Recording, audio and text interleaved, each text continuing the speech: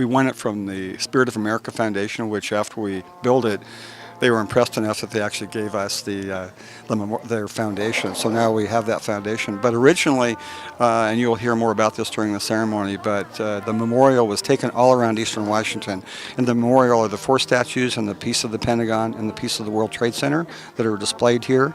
So a gentleman took them all over Eastern Washington, many parades and so forth. And anyway, we were one of the final 4, and then we became one of the final 3 cities, including Wenatchee. And ultimately we won it, and we think it's because, and we were told, because the values that Cashmere displayed to that group that made the decision to give us the memorial fit what they were after.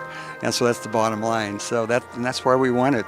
In December 2001, Congress designated 11 September of each year as Patriot Day, and subsequently in April 2009, the Congress requested the observance of 11 September as an annually recognized National Day of Service and Remembrance. On this day, it is directed to fly the flag of the United States at half-mast.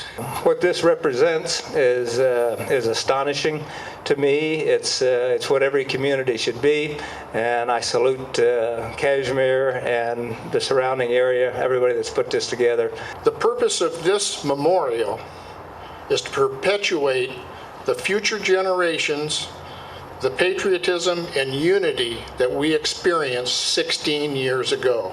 The Spirit of America Award presented to David Lewis for distinguished leadership and patriotism by demonstrating exemplary service as President and CEO of the Spirit of America Foundation, by personally educating thousands about the tragic events of 9/11 and inspiring everyone he met to never forget the lives lost on that fateful day, and also to understand the memorial's broader significance for our country and in turn the world.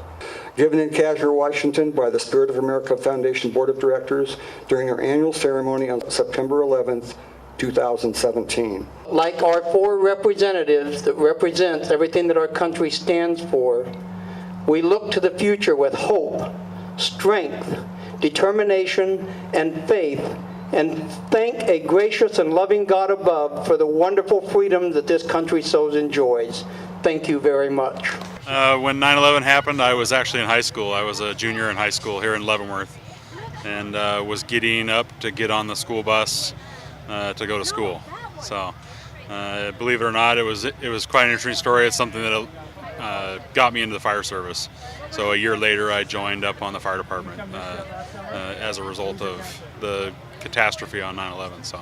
I was working for the state of Alaska, and I was on Prince of Wales Island in the town of Klawock.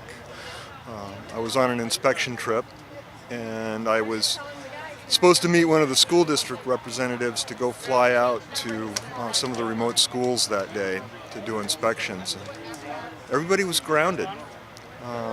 It was a pretty solemn day in that sense. I was in Everett, Washington, getting ready to go to work. I worked for a YMCA over there, and we went into the conference room and watched just in time to see the second plane hit. So it's very somber. Because of 9/11 and the events of 9/11 and the heroes that died, I chose to become a part of this fire department when I moved out here. So, yeah. My wife and I were babysitting our 2 grandchildren, where our son and daughter are out of town. One son called and said, "Dad, turn on the TV." And I saw what was happening, and he said, "What do you think?" And I said, "Well, because of my involvement in the World Trade Center building," I said, "that was not an accident." And he said, "Dad, take care of the kids." And we did. A lot of emotion because I was involved in it for so many years. I appreciate what these people have done. I need to remember